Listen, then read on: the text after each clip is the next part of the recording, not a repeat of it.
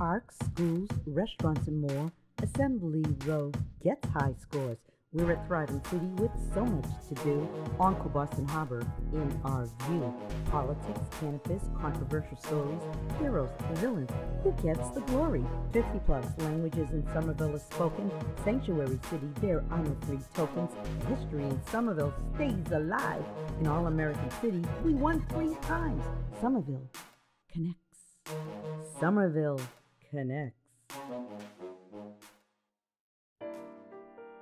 Welcome to another edition of Dead Air Live, the longest live-running TV show in America and audio podcast, Somerville Connects. We have the amazing Dawn Brown, who is author of The Morphine Dream and also a lawyer.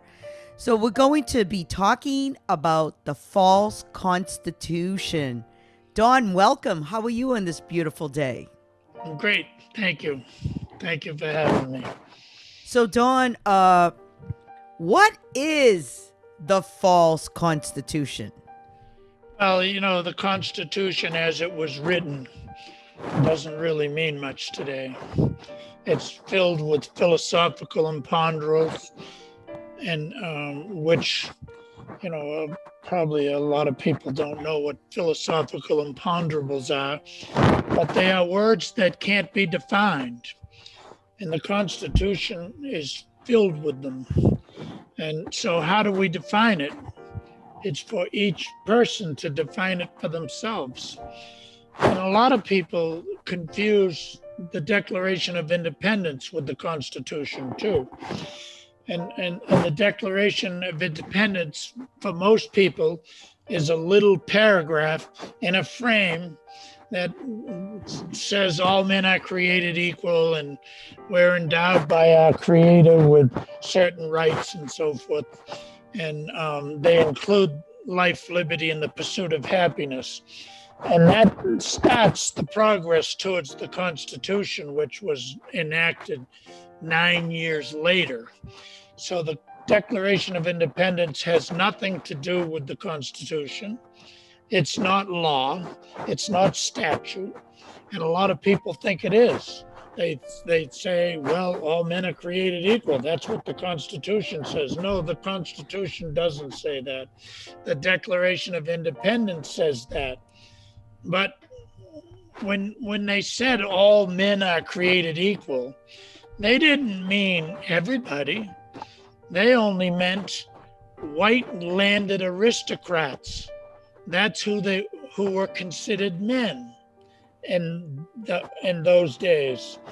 And women weren't part of it. Black people weren't part of it. Foreigners weren't part of it. It was all rich landed aristocrats are created equal. That's who they were talking about. It wasn't until much later that we began to recognize that all people were equal, and that that former slaves were equal and women were equal and so forth. At least we recognize it in court cases. But the Constitution has never changed. The Constitution was written in 1787, and it's filled with all kinds of philosophical imponderables that aren't really true. So what does philosophical imponderances? Did I say it correctly? No, imponderable. Imponderable. Philosophical imponderable. What does this mean exactly? It means a word that has no definition. Like, for example, reasonableness. We apply a reasonableness test in every court decision. What would a reasonable man do?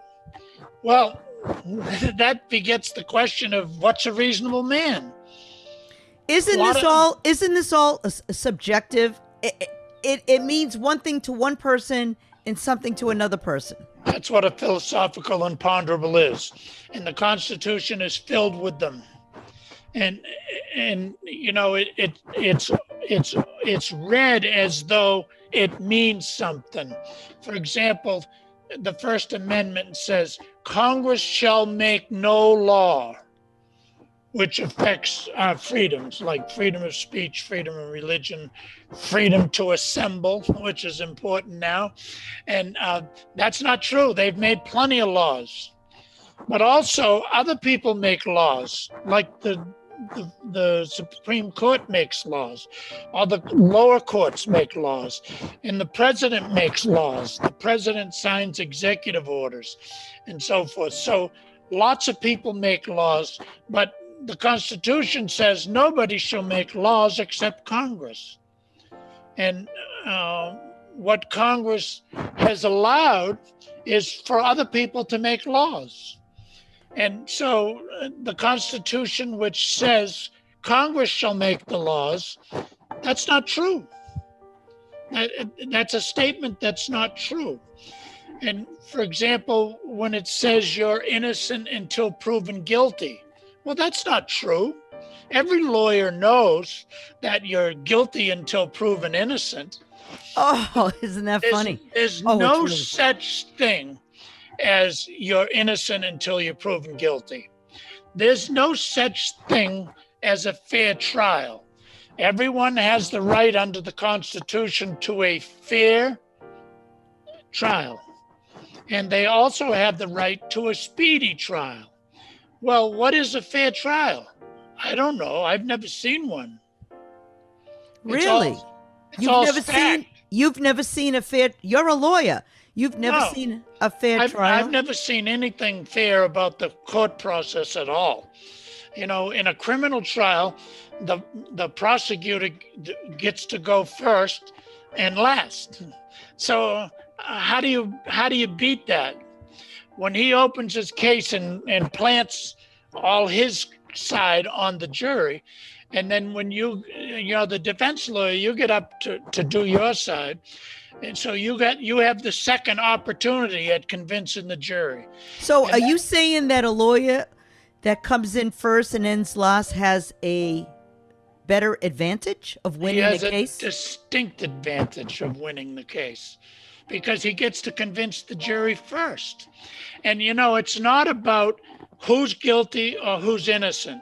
It's about who's most persuasive. Who tells the most persuasive story to the judge or to the jury? That's what it's about.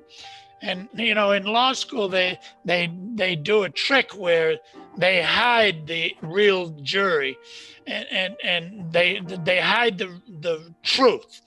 And they argue and argue and argue, and then the jury votes. And what's true is different than what the jury says, because the jury always makes a finding based on what they think, what they've been persuaded to think. Well, it sounds like lawyers are nothing but professional actors. That's true. I believe that's true. I mean, because if you're a good actor, right, you win your cases. And it's like a performance. When you go into court, you're performing in front of the judge and the jury, if there is a jury. So when a lawyer goes into a courtroom, is it true that if a lawyer is favored with the judge, he has a better chance of getting what he wants, the results that he wants to achieve out of the case? Absolutely, for certain. If the lawyer is favored by the judge, absolutely certain. Well, this doesn't sound like a fair trial at all. Well, there's no such thing as a fair trial. Right, that's what you said. Judges are born with biases too. Judges are supposed to be objective and down the middle. They don't have any leaning towards one side or the other. Well, that's not true. All you got to do is look at the last Supreme Court justice that got elevated to the court, and what's not known about her. We all know how she feels because she spoke it and wrote it in papers for years and years. And she's been a professor at a famous law school, and she spouts her bias all the time. So is she gonna come down in the middle? No. No judge does. Well, Every judge has biases. that doesn't sound fair. Well, it's not fair. But how do you find a judge without a bias? I don't know. How do you? Well, if you can find one, I'll give you $10,000. I mean, there's no such thing. Okay. Every person has biases. It's like when you look out into the world, you see lawyers who are prosecutors and who represent insurance companies and civil defense lawyers, and then you have plaintiffs lawyers who represent people who got injured in accidents and so forth, and people who sue on behalf of a small company and say sue a large company. If you're a defense lawyer, you believe that your client's not guilty, or you're going to prove him not guilty. And if you're on the side of the prosecution, you're committed to the person is guilty. Well, that's something you come into the equation with. You already think like a prosecutor as a human being, or you already think like a defense lawyer as a human being. And so many places in constitutional law, it's shown, like, for example, in abortion, it's 50-50 of the people believe abortion is not warranted, and other 50% believe abortion is a freedom of choice and the right to privacy. And the Supreme Court said in the abortion case, you have a right to privacy as a woman. Well, if you can find that in the Constitution, I'll also give you $10,000. Oh boy, I'm going to get rich today. Right. Well, there's no right to privacy in the Constitution, first of all. Second of all, women have no rights. Now, I don't believe that's a proper reading of the Constitution. I believe every person is equal, not just rich, aristocratic landowners. I believe everybody's equal. Black people, Spanish people, Asian people, whatever, women. But in the Constitution, women never got any rights. And in 1918, we passed the 18th Amendment, which said women got the right to vote. Well, in order to get the right to vote, they must not have had it before, right? Correct. Okay, then they didn't have any rights. And then we passed a constitutional amendment, which is very, very hard to pass. And then that said women have the right to vote, but not other rights. Why is the constitutional amendment hard to pass? Because it has to be passed by a majority of Congress and 75% of the states. And it's something that should be changed.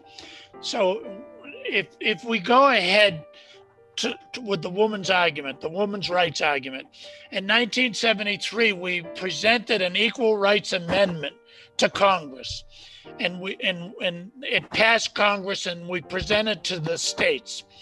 And by the time they got to Utah alphabetically, Utah said no, and that was the end of the Equal Rights Amendment. It never passed. And the Equal Rights Amendment was meant to give women equal rights to men. Well, it didn't pass. So how did you get rights? How did we get rights? Because the court says you got rights. But the Constitution never said it. When you say the court, are you talking about the judge? The Supreme Court. The Supreme Court. The only judge that matters is the fifth judge. The fifth judge. Why is that? Because they have the final say? You know, there's 9 judges.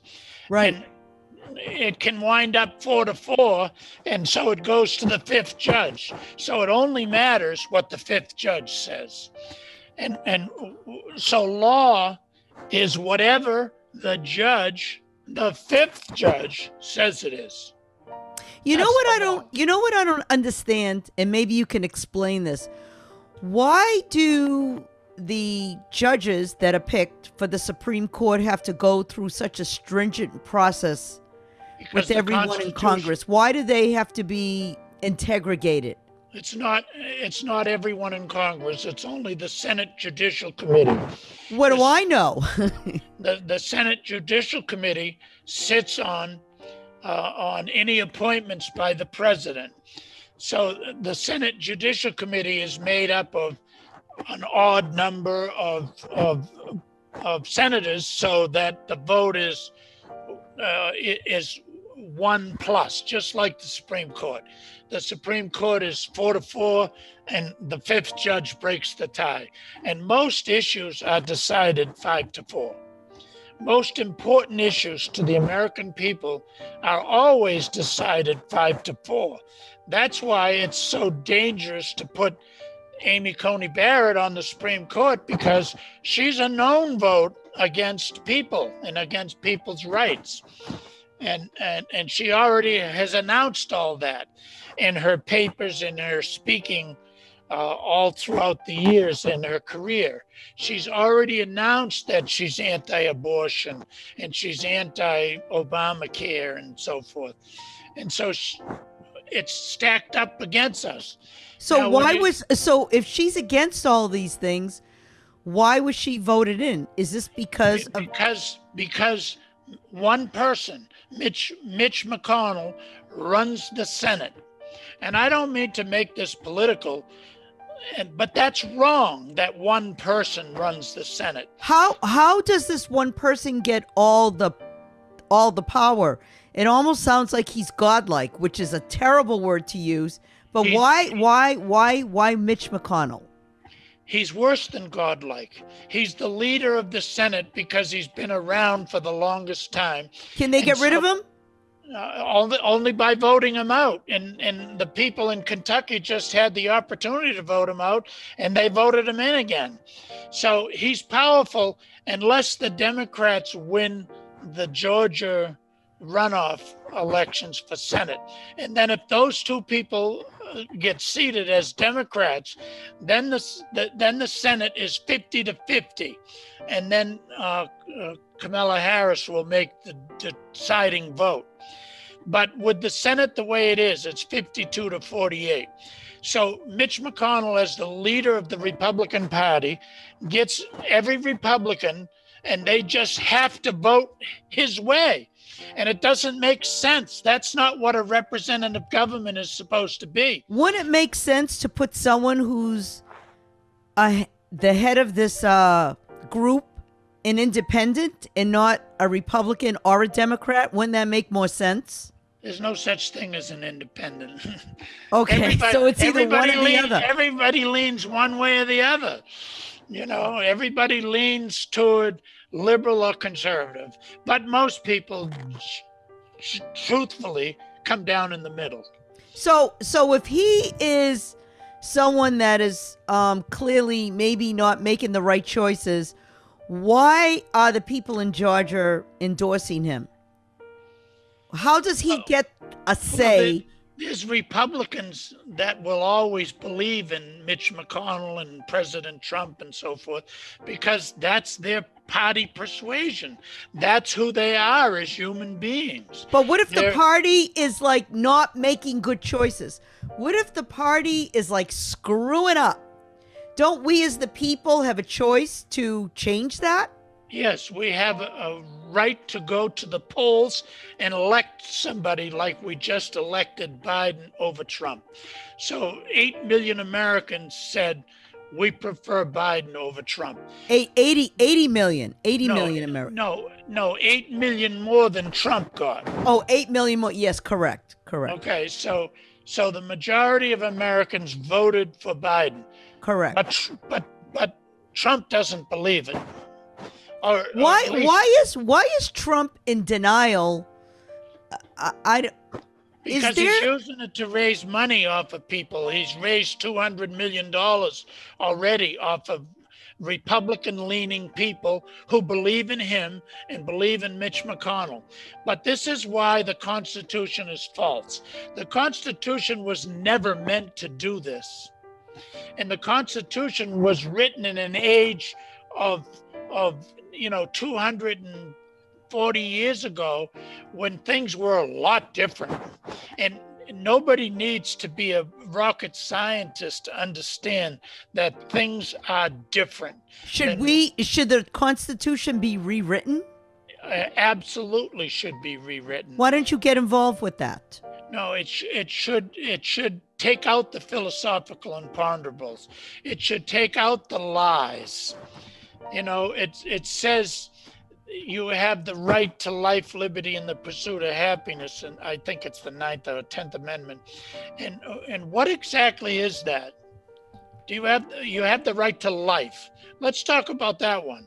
Is there capital punishment? Of course there is. Well, what's your right to life then? And who does it extend to? Does it extend to a baby when they're conceived?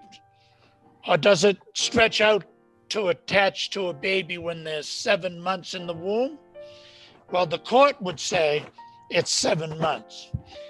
And it's funny, when the court made that decision, they said in the Roe v. Wade decision, we're not historians, we're not doctors, we're not scientists, and who are we to play God?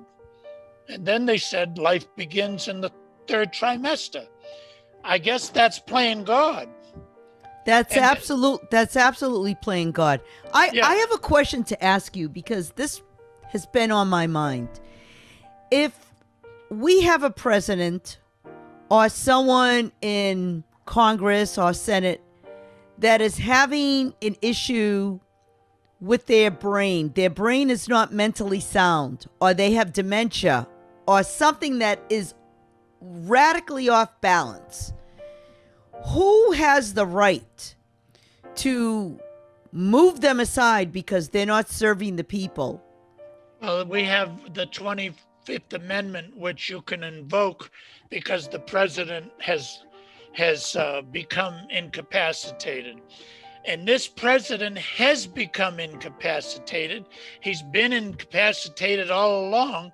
And if you think he's sane, I mean, I don't know what you're looking at, because I watch him every day. I think there's something out of balance. I don't know if it's something that's off balance in his brain. Something is not right. There's certain behaviors that people have, and everyone has good in them and everyone is bad, but then there's the fine line where people they're just not making the right decisions. I mean, they're just not good decisions, and you wonder, with the welfare of that person, is there something mentally wrong with that person? Is there such a thing? Well, there's the 25th Amendment, and the Congress tried to impeach him, but the Senate, led by Mitch MCConnell, said no. And every Republican senator did what Mitch MCConnell told them to do. They voted against the impeachment. Well, how do you control that? There's one Republican, Mitch MCConnell, who controls our country right now. And because of Mitch MCConnell, there's no stimulus and to help all the people who are terribly suffering in this country. There's not going to be any extension of unemployment. There's not going to be any extension of the rent eviction question. There's not going to be any extension of the student loan forgiveness. Is there something wrong with his brain? Well, he's one of those people who thinks differently than the people on the other side. The people on the other side, the liberal-leaning people or the left-leaning people, think about things differently. And it's a classic product of the Constitution, because the people who are right-leaning believe that the Constitution says what it says, and that's it. So they say, well, the framers didn't intend this, or the founders of our country didn't intend this.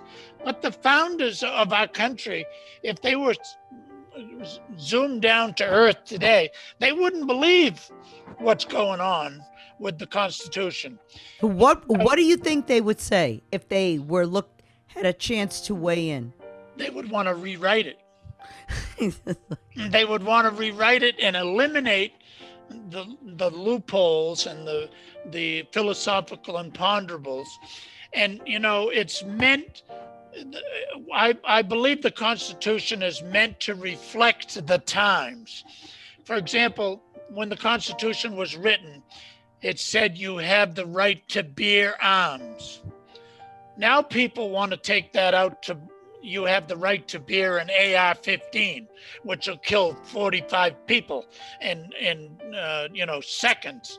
And that's not what the framers of the Constitution meant. At the time when they said you have the right to bear arms, it was a musket that it took you 3 minutes to get it ready to shoot. And 90% of the time you couldn't hit anything with it anyway. And that's what they said. You have the right to bear arms. They didn't say you had the right to have a tank. Right. They didn't say you had the right to have an AR-15, which is marked right on it for police or military use only. And quite frankly, it shouldn't be for police use either. But, when you see things like, if you go back to the Declaration, which says we are all created equal, tell that to the guy in Minnesota, George Floyd. Tell that to him. We're all created equal. Tell it to all the numbers of Black people who've been just summarily shot and killed by police or by other citizens, by white people, like the guy in Georgia not too long ago was shot by 2 people in the neighborhood. White people just shot him because he was Black. That's not right. Yeah, that isn't right. Why is it that the Republicans are afraid to speak up? What is there? Why are they so afraid of Mitch McConnell or President Trump? Why are so many of them staying silent now? Well, President Trump got 74 million votes, which is just truly amazing.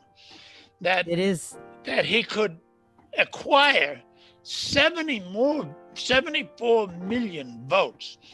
I don't know who those people are, because if you watch Donald Trump speaking on television, he makes the most outrageous statements.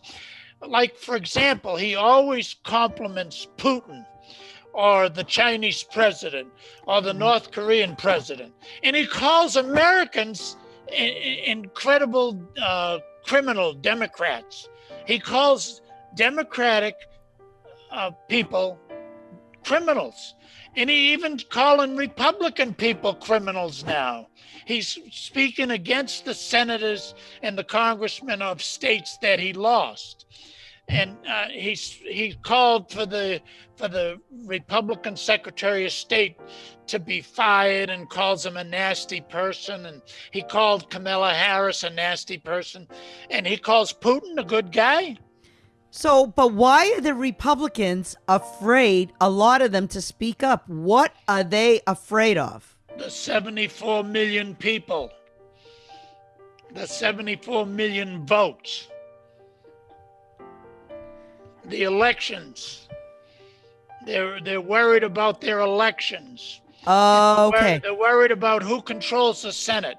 So now in a time when Americans are suffering all across this country financially and with the healthcare crisis, the Democrats and the Republicans are going to spend more than $1 billion in in Georgia to try and influence the election.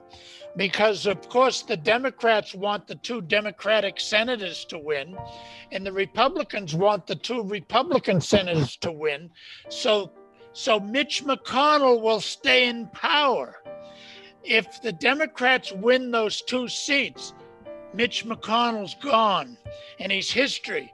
But the Constitution, the fake Constitution, allows Mitch McConnell to be that powerful. So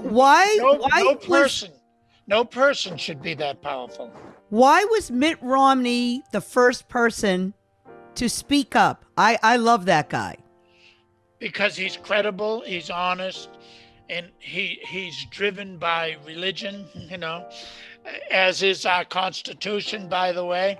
But he's a Republican. What makes him different than all the other Republicans? Well, first of all, he's incredibly wealthy, and that's the divide. Republicans typically represent the wealth in the country. Democrats represent the people. So if you're wealthy and you're an aristocratic landowner, you're probably Republican. Yes, so but Mitt Romney was one of the first people to congratulate Biden, president-elect. That's right. And because he's a good man. Yes, he's a good man. So what about all the other Republicans that are supposed to be good people? They're phony blowhards. And think about this. When the Declaration of Independence and the Constitution, which followed 9 years later, were created, who created it? Who created the Declaration of Independence? Who created the Constitution? They were rich white people who were considered all people are created equal. That's what was created equal. So all the rich aristocracy got together down in Philadelphia, and they all contributed to write the Declaration of Independence, which, by the way, is not that paragraph. The Declaration of Independence is 5 pages long, and if you read it, it sounds like you're reading about Trump and the Republicans. That's what right. It sounds like, and it's disgraceful. But not all these Republicans, they're not bad people. Why are they so afraid? Are they afraid that people aren't going to vote for them again? They're afraid of the 74 million Trump voters. They're all afraid of the voters. That's who they answer to. That's the only people they answer to. Is they want to get reelected, so they don't want to piss off the Republican voters, who 74 million came out and voted. More than that voted for the Republican candidates, but 74 million voted for Trump. If you're going to be a law student at Harvard University, I can guarantee you that Trump's going to be one of the most talked about. It's going to be a course at Harvard University. I'm telling you, there's something wrong with his brain.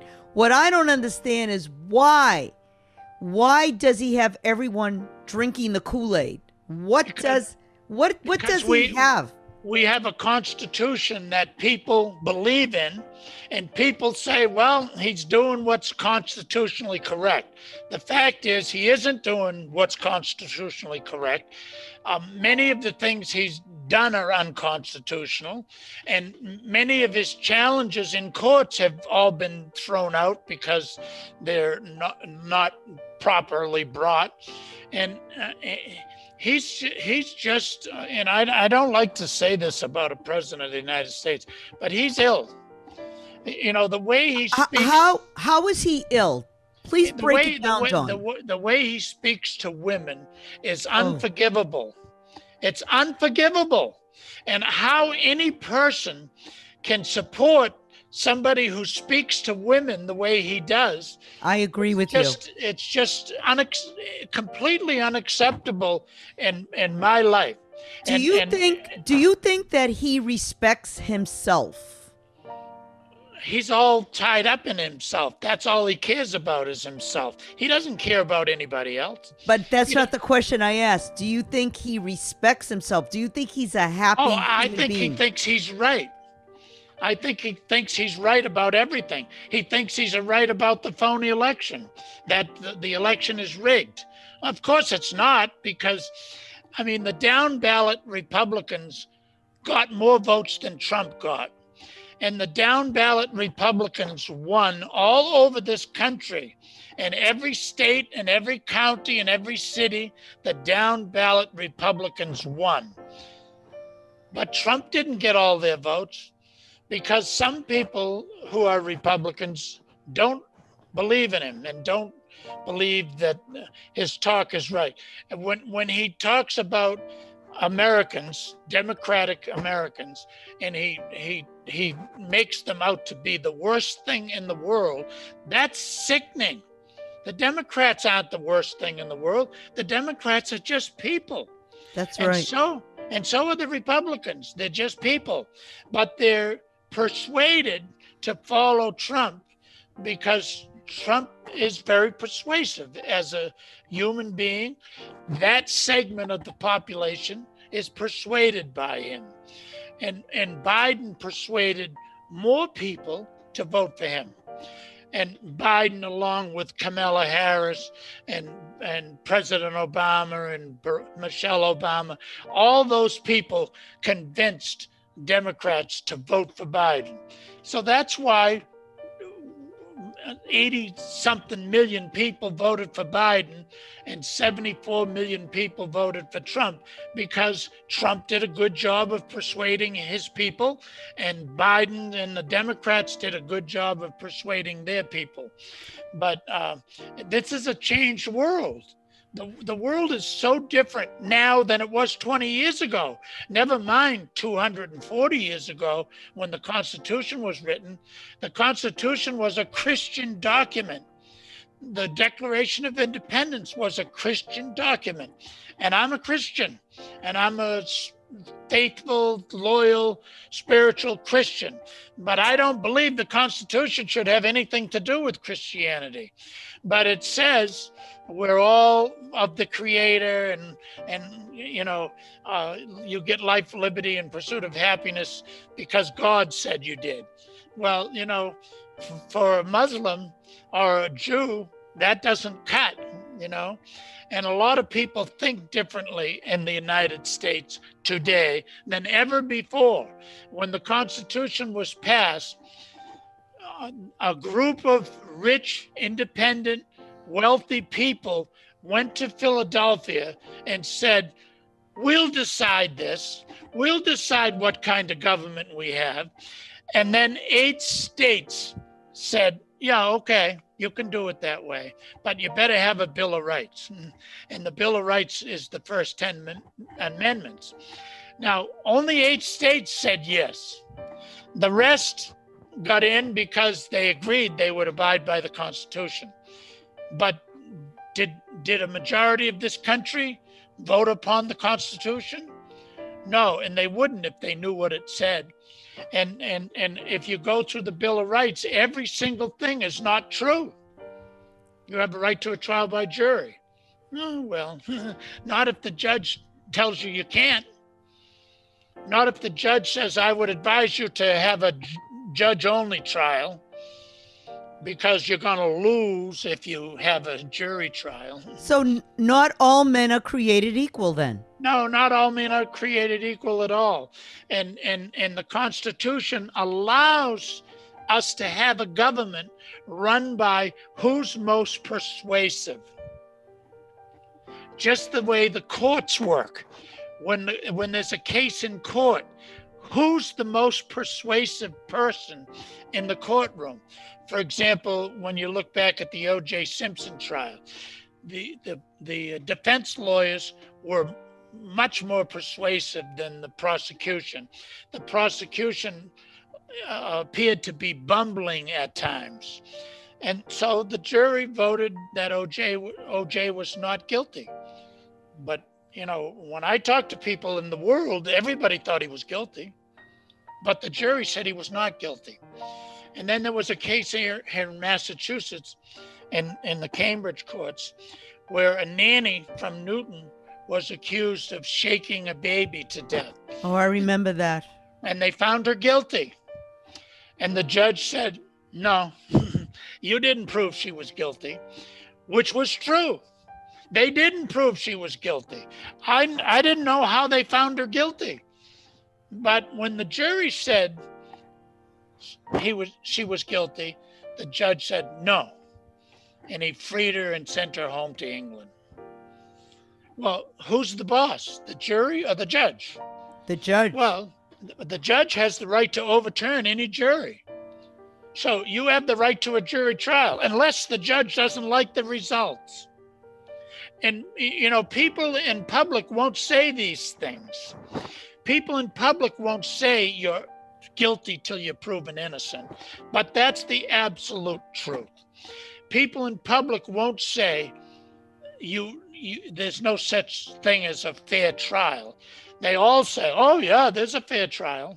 No, there isn't. There's no such thing as a fair trial. What's a speedy trial? You have the right to a speedy trial. What's that mean? Well, different depending on what judge you listen to, it can mean from 2 weeks to 10 years. So what's a speedy trial? It's a philosophical imponderable. Is that word in the Constitution, philosophical imponderable? No, but there are many philosophical imponderables. For example, in the Constitution, the preamble to the Constitution, and I want to we the people? Yeah. We the people. Who the hell does that mean?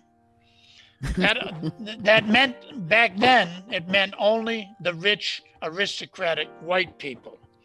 And then it goes on to say, establish justice. They're supposed to establish justice. Tell that to George Floyd. Tell them about justice. And to ensure tranquility. Is that what our country is experiencing? No, there's a lot of, everything's upside down. All right, and we're supposed to give the blessings of liberty to our people and to promote the general welfare. What does that mean?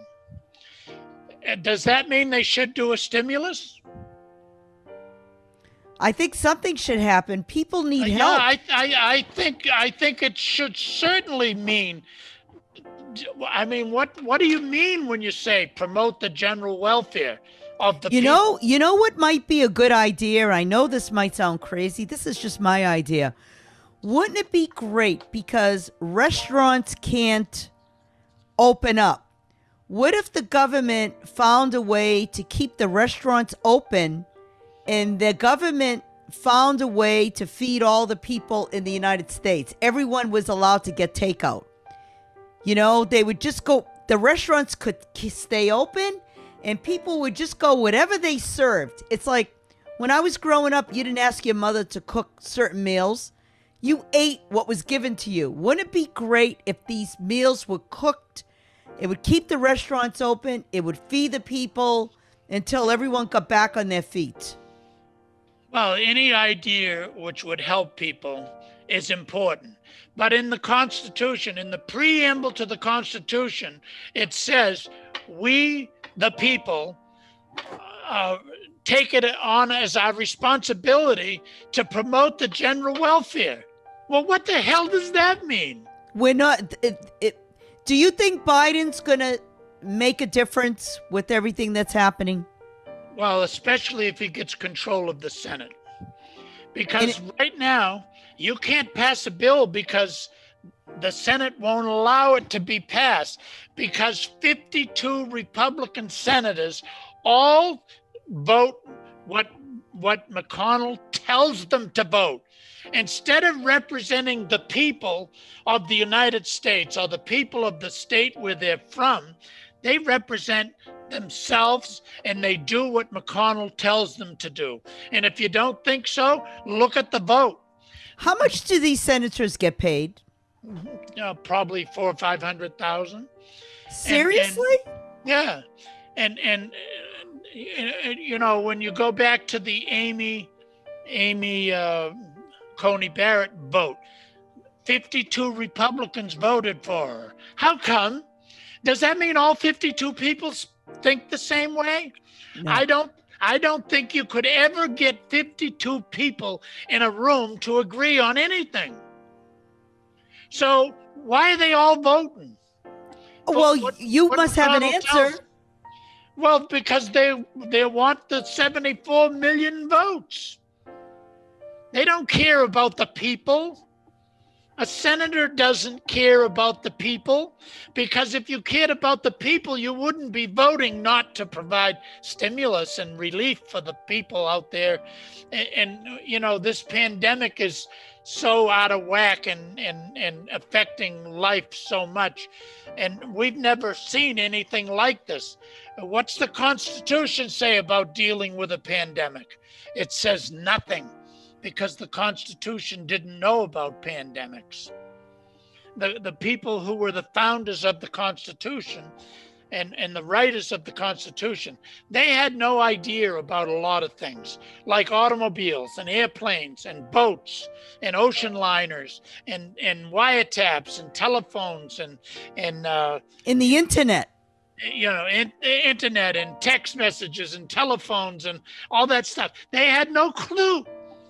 They had no clue at all about all of those things. It didn't exist. So should the Constitution be rewritten? Yeah, it probably should be written every 4 years. Don, can you get involved with that process? No, I don't know. I'm too old. I'm too old to, you know, really expend a lot of energy doing. Oh, you have a lot of vigor. There's a lot of people academically who've called for it, but nobody pays attention. The people who are going to watch your show, the people who are Republican leaning, will shut it off as soon as they start hearing me. And the people who are left and liberal and Democrat will say, yeah. But, you know, it's a struggle to change anything. The Constitution been around for 240 years. And the only way we get to change it is we make an amendment. Well, how come the Constitution made it so hard to make an amendment? So hard that women don't have equal rights. When the Equal Rights Amendment was put up, it failed. So it failed because it's so hard to get the majority needed, 75%. So what about Mitch McConnell? How long is he going to be in that position of power? He just got elected for 6 more years. And if we don't elect the 2 Democrats in Georgia, then he's going to be in that position of power for the next 6 years. How old is he? He's probably 80. Isn't it time for him to, enjoy his retirement, maybe? Well, that's another thing with the Constitution. There's no term limits. And you've heard that phrase brought up many times in your life, term limits. There should be term limits. I have indeed. Yeah, no senator should be sitting there from 30 to 80. Whether it be Ted Kennedy. You should always leave room for other people to new blood. Yes, exactly. You should not run voluntarily. You should resign after you've served maybe 2 terms. I don't know what the right amount is, but it certainly shouldn't be you serve for life. Nor should it be on the Supreme Court. Because back when the Supreme Court was organized under the Constitution, the expected age of a person was 65. They didn't expect judges to live to be 90. And Supreme Court justices shouldn't be elected for life. Well, what about presidents? Should there be a term limit on? There is.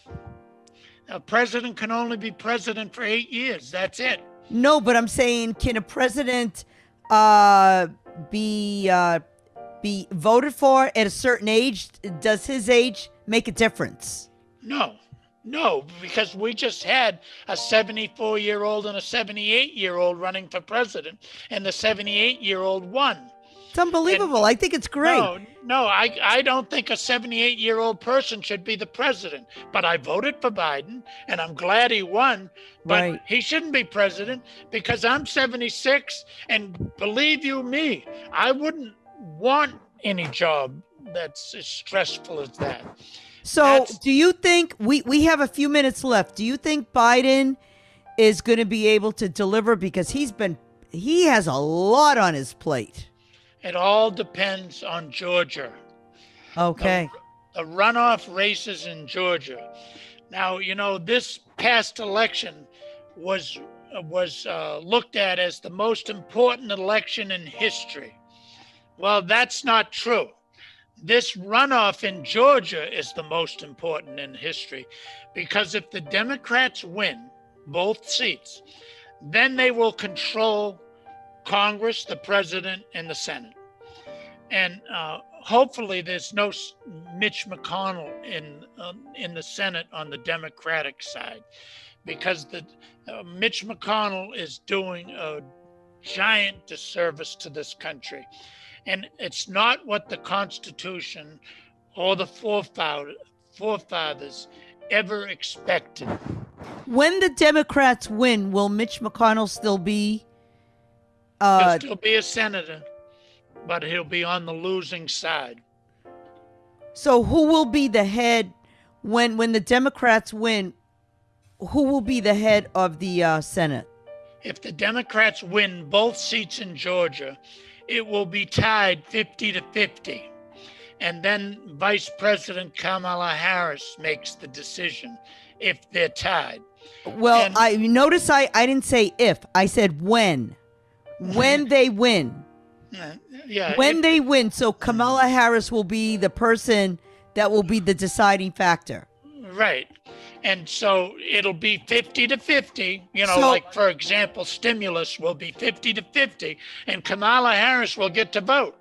So and what do you expect her to vote? When Kamala Harris gets to vote, will Biden be able to do his job for the people? Yes. Okay, so we're going to end on that note, because that's what's going to happen.